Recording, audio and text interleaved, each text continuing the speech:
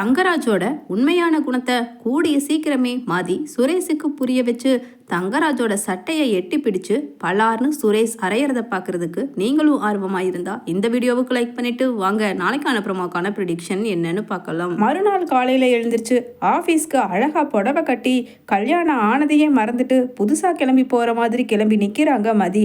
உடனே வாயை பழந்துட்டு வாய் மேலே கை வச்சுட்டு சுரேஷோட அம்மா ராஜலட்சுமி வந்து சொல்கிறாங்க, என்னடி இவ கல்யாணம் நேற்று தான் முடிச்சிருக்கு, அதுக்குள்ளே எங்கே கிளம்பி போகிறா இவ அப்படிங்கிற மாதிரி பார்த்துக்கிட்டு நிற்க.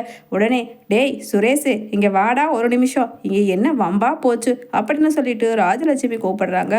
உடனே சுரேஷும் வெளியில் வர என்னம்மா அப்படின்னு கேட்டுகிட்டே வர்றாரு.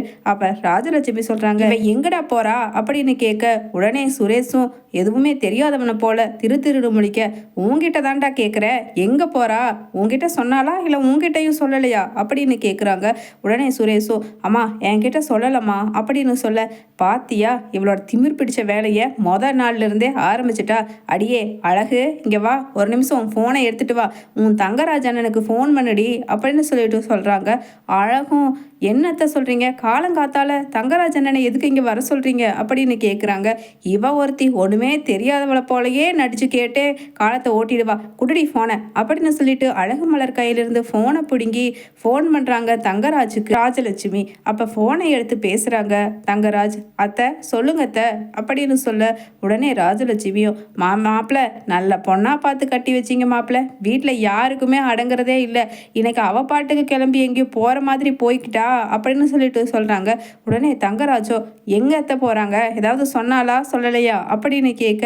ராஜலட்சுமி சொல்கிறாங்க, ஆமாம் போங்க, அவள் புருஷன்கிட்டயே அவள் சொல்லலையா, இடையில நான் போய் கேட்டா என்னை சொல்லவா போகிறா அப்படின்னு சொல்ல. அத்தை என்ன அத்தை, நானும் ரேவதியும் இப்போ அங்கே தான் புறப்பட்டு வரலான்னு, நேற்று தானே கல்யாணம் முடிஞ்சிச்சு, சரி இன்னைக்கு குலதெய்வம் கோயில் போகிறது தானே நம்ம வழக்கம், அதனால தான் சுரேஷையும் அப்புறம் அந்த பொண்ணு அழகுமதியையும் ரெடியாக இருக்க சொல்லலான்னு நான் ரேவதி கிட்ட சொல்ல சொன்னேன் அப்படின்னு சொல்லிட்டு சொல்ல. மாப்பிள்ள அதுக்கு தான் மாப்பிள்ள சுரேஷ் கிட்ட நாங்களும் சொல்லியிருந்தோம், ஆனால் இவ அடங்காதவளா இருப்பா போல, நீ என்ன சொல்றது நான் என்ன செய்யறதுங்கிற மாதிரி கிளம்பி வேலைக்கு போயிட்டா மாப்பிள்ள அப்படின்னு சொல்ல.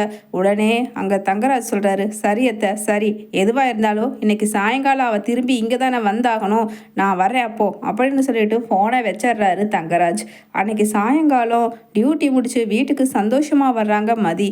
அப்போ காஃபி எடுத்துகிட்டு போய் மலர் கொடுக்க கரெக்டாக காஃபியை வாங்கி எடுத்து குடிக்க போகிறாங்க அழகுமதி. தப்புன்னு தட்டி விடுறாங்க ராஜலட்சுமி.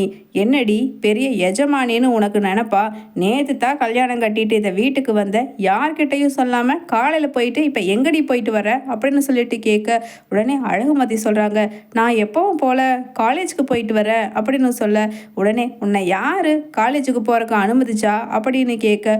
ஒன்றுமே தெரியாமல் திருன்னு அங்கே ராஜலட்சுமி மிரட்டுறதையும் அழகுமதி எதிர்த்து பேசி கரெக்டாக தைரியமாக கட் அண்ட் ரைட்டாக ஆன்சர் சொல்கிறது பார்த்துக்கிட்டு அழகு மலர் நிக்க, அத்தை வேண்டாம் அத்தை பாவம், இன்னைக்கு தானே அவ முதல்ல வேலைக்கு போயிருக்கா, நம்ம வீட்டுக்கு புதுசு வேற அப்படின்னு சொல்லிட்டு அழகு மலர் சொல்ல. உடனே அங்க ராஜலட்சுமியோ என்ன இவ வந்துட்டாங்கிற தைரியத்துல நீயும் கொஞ்சம் வாய் பேச ஆரம்பிச்சிட்டியா, என்ன நடக்குதுங்கிறத மட்டும் ஓரமா நின்று வேடிக்கை பாரு அப்படின்னு சொல்லவே கை தட்டிட்டே சிரிச்சுட்டே உள்ள வர்றாரு தங்கராஜ். பின்னாடியே ரேவதியும் வந்து நிக்க, அம்மா எதுக்குமா, கல்யாணம் தான் முடிஞ்சிடுச்சுல்ல, இன்னமும் இவரை வர சொல்லி நீங்களே உங்க தலையில மண்ணள்ளி போட்டுக்கிறீங்க அப்படின்னு சொல்லிட்டு ரேவதி கேட்க. திரும்பி தங்கராஜ் ஒரு முறைக்கிறாரு, என்னடி என்னை பார்த்தா வில்லங்க மாதிரி உனக்கு தெரியுதா, உனக்கு இருக்குதுடி வீட்டுக்கு போய் அப்படிங்கிற மாதிரி ரேவதியை முறைச்சிட்டு. அத்தை என்னத்தை இந்த வீட்டு மகாராணியார் வேலைக்கு போயிட்டு வந்துட்டாங்க போல அப்படின்னு சொல்லிட்டு எகத்தாளமாக பேசுகிறாங்க.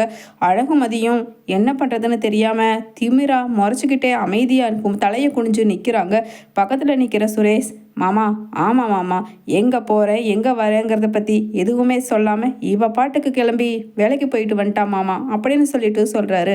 உடனே நான் எதுக்குங்க உங்ககிட்ட எல்லாம் சொல்லணும், எனக்கு ரைட்ஸ் இருக்குது, நான் போகிறேன், நீங்கள் போகிற இடத்துக்கெல்லாம் என்கிட்ட சொல்லிட்டா போகிறீங்க அப்படின்னு நான் கம்பல் பண்ண மாட்டேன், நீங்களும் எங்கே வேணாலும் போய்க்குங்க வந்துக்குங்க, ஆனால் என்ன கேட்குற உரிமை உங்கள் யாருக்குமே கிடையாது அப்படின்னு சொல்லிட்டு அழகுமதி பேச. உடனே ஆஹா இது சரிப்பட்டாது வராது மாப்பிள்ள, இப்போவே இவ ஆத்தா அப்பனை வர சொல்லுங்க. நகை நட்டு ஒன்றும் போடலைனாலும் காசு பணத்துக்கு வக்கில்லைனாலும் வாய்க்கு மட்டும் நல்லா நீளமாக பெற்று அனுப்பிச்சி வச்சுருக்காங்க.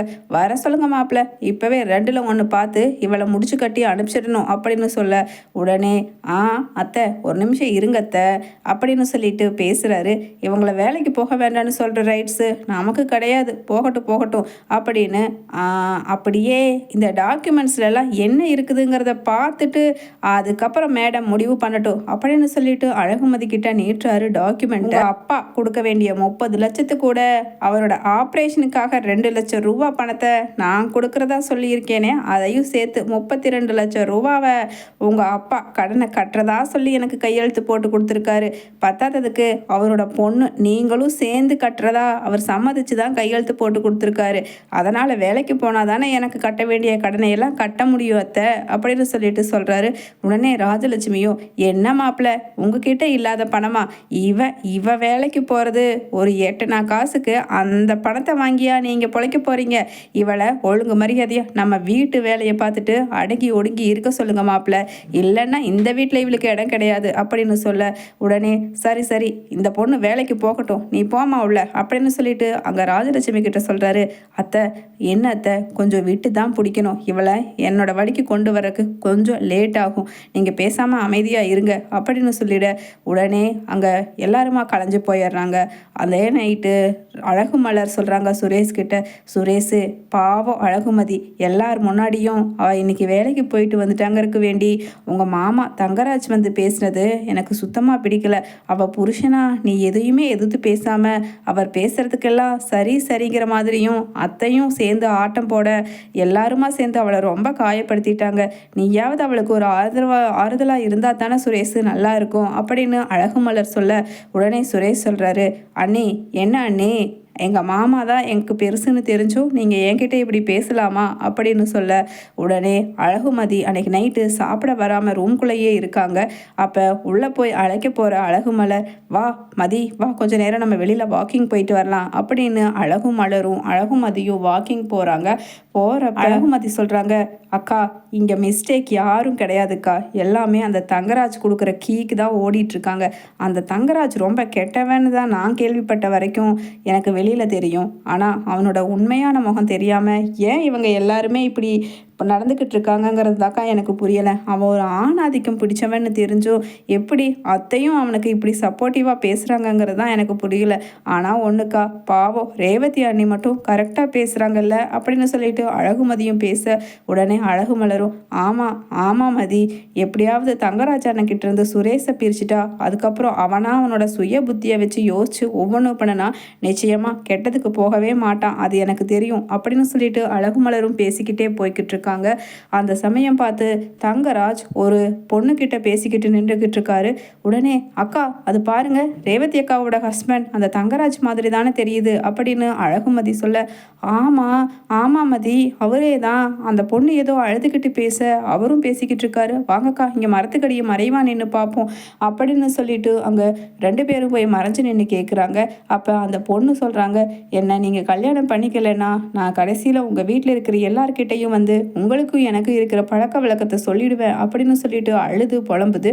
உடனே தங்கராஜ் கன்வின்ஸ் பண்ணுறாரு. அதை வீடியோ எடுத்துடுறாங்க அழகுமதி.